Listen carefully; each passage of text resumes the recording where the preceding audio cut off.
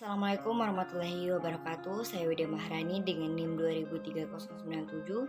Saya merupakan mahasiswi dari Universitas Negeri Padang, lebih tepatnya jurusan pendidikan luar biasa. Pada video kali ini saya akan membahas tentang business plan tentang kue tart Bengkulu untuk memenuhi tugas dari Bapak Halkadri Pitra SE MMAK dengan kode seksi 202021280396 untuk mata kuliah pengantar kewirausahaan.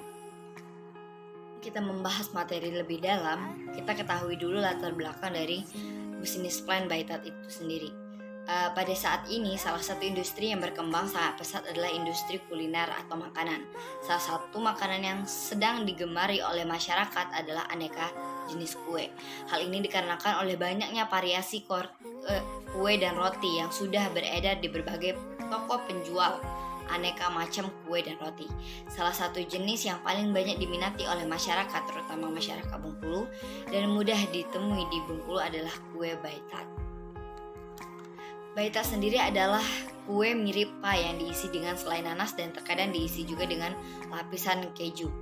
By Tart sendiri berasal dari bahasa Bengkulu, by yang berarti induk dan tart dari kata tart. Dengan kata lain, by Tart adalah kue tart warga Bengkulu. Meski sekarang by Tart telah menjadi ikon kuliner Bengkulu yang dapat dinikmati oleh semua lapisan masyarakat.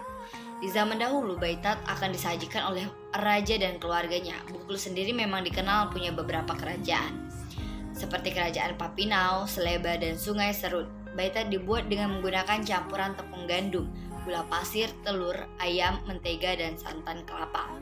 Adonan ini kemudian akan dipanggang sebelum diolesi selai nanas. Setelah dipanggang, by Tart biasanya akan mengeluarkan aroma santan yang khas.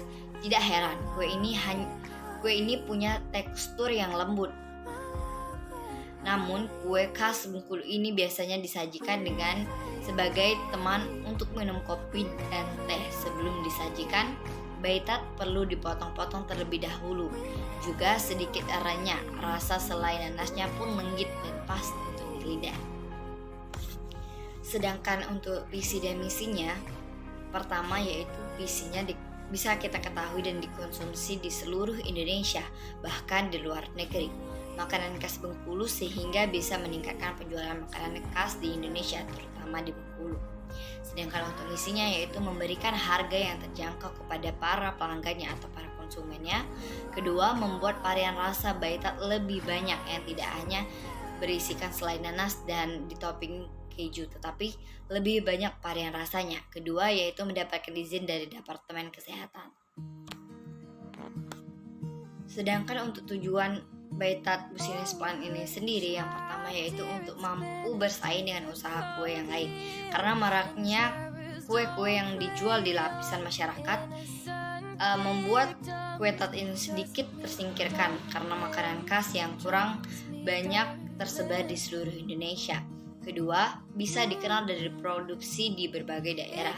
Ketiga, bisa mendapatkan laba. Keempat, yaitu mengetahui sebaran konsumen dengan jangkauan yang lebih luas. Kelima, yaitu mampu menyelesaikan tugas pengantar usaha dengan baik dan benar.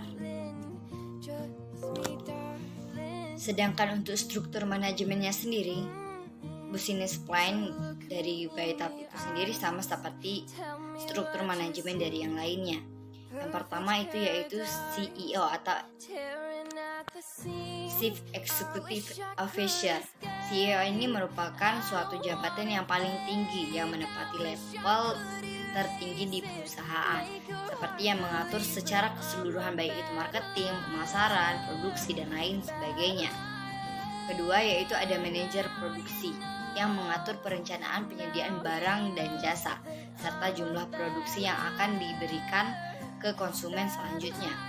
Tiga yaitu manajemen pemasaran, salah satu jabatan struktur di sebuah tim marketing perusahaan. Ia adalah pemimpin semua kampanye pemasaran perusahaan dan mengatur semua strategi pemasaran yang dibuat. Peran ini amat besar. Ini menjadikan marketing manager sebagai salah satu posisi vital di sebuah perusahaan. Dia juga yang menjadikan penentu untuk tujuan-tujuan pemasaran produk bagi suatu organisasi atau perencanaannya. Bagi pemasaran kue tart itu sendiri. Dan yang terakhir itu ada manajer keuangan, di mana manajer keuangan ini adalah seseorang yang bertanggung jawab atas atau membuat strategi untuk berinvestasi dana dan mengatur berkas-berkas dan transaksi tersebut, mengatur semua pengeluaran dan pemasukan yang ada di dalam business plan itu sendiri atau di dalam organisasi dan bisnis yang sedang digarap atau yang sedang diberikan tanggung jawab. Itu ada analisis SWOT di dalam business plan saya. Itu membahas tentang strength, weakness, opportunities, dan threats, di mana kekuatan, kelemahan, dan peluang serta ancaman.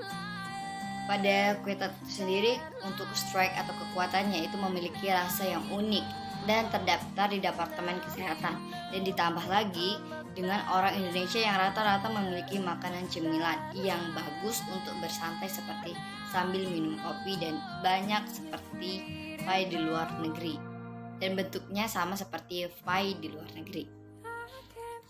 Sedangkan untuk weakness-nya atau kelemahannya belum bisa dipasarkan di semua daerah karena daya tahan pada kue Bai Tart itu sendiri hanya berkisar 2-3 minggu dari pembuatan, dan ini terbukti tanpa bahan pengawet.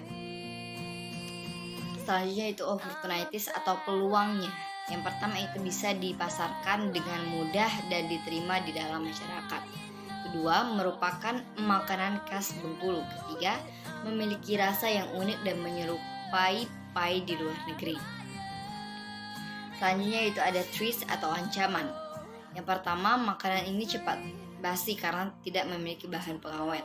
Kedua, kalau dipakaikan cepat hancur dan karena teksturnya yang lembut dan lenggit. Yaitu ada segmentasi pasar, di mana segmentasi pasar ini adalah kegiatan membagi suatu pasar menjadi kelompok-kelompok pembeli yang berbeda yang memiliki kebutuhan, karakteristik atau perilaku yang berbeda yang mungkin membutuhkan produk atau bauran pemasaran yang juga berbeda. Pada segmentasi pasar Bai Tart ini sendiri pada bisnis mereka ini yaitu terkhusus di dalam daerah yang merupakan masyarakat daerah itu sendiri, seperti masyarakat Bengkulu yang memang Bai Tart ini berasal dari Bengkulu dan dikenal dari masyarakat dan mudah untuk didapatkan. Dan cara pemasaran juga itu mungkin tidak terlalu banyak memakan biaya. Sedangkan selanjutnya itu ada untuk pelajar dan mahasiswa, di mana karena banyaknya para pemuda-pemudi baik pelajar maupun mahasiswa ini yang sering belanja cemilan ataupun makanan ringan, namun bisa juga untuk mengenyangkan. Oleh sebab itu, pelajar dan mahasiswa merupakan segmentasi pasar yang mungkin proses pemasarannya itu nanti berbeda karena mereka masih anak muda dan cenderung mencari hal-hal yang menarik dan yang baru-baru. Selanjutnya yaitu ada segmentasi pasar untuk masyarakat yang berada di luar daerah. Penyebarannya melalui jejaring media sosial yang memudahkan masakan ini bisa dikenal di luar daerah dan diminati oleh semua lapisan masyarakat di Indonesia maupun mancanegara. Mungkin di Bengkulu sendiri masih banyak dan terdapat beberapa turis ataupun masyarakat warga negara asing yang baik hanya ingin berwisata di Bengkulu yang bisa saja kita jadikan manfaat untuk bisa memberikan atau mengeksplor makanan khas Bengkulu itu sendiri, yaitu pembahasan tentang budget plan. Pada business plan kue tart khas Bengkulu ini, pengeluaran yang dibutuhkan ketika proses produksi kue Bai Tart untuk satu porsi. Pertama, bahan-bahannya yaitu 200 gram margarin yang seharga 5.000, 175 gram gula tepung seharga 5.000, 4 butir telur seharga 8.000, 600 gram tepung terigu, 6.000, 50 ml santan dari 1/4 butir kelapa. Itu biasanya kalau di masyarakat sendiri itu gratis karena banyak dari masyarakat itu yang memiliki batang atau pohon kelapa sendiri. Sedangkan kalau untuk perincian pembiayaannya, untuk 50 ml santan dari 1/4 butir kelapa itu bisa sekitaran 5-7 ribu rupiah. Sedangkan untuk bahan selai nanasnya itu sendiri 150 gram selai nanas siap pakai itu untuk 15.000 untuk satu porsinya. Kedua, 2 kuning telur untuk olesannya seharga 4.000. Sedangkan untuk total bahan-bahan yang diperlukan itu sendiri itu berkisaran Rp43.000 untuk satu porsi kue baitat itu sendiri. Sedangkan untuk budget lainnya untuk peralatannya, yaitu pertama cetakan kue persegi 4 aluminium itu biasanya sekitaran 15.000.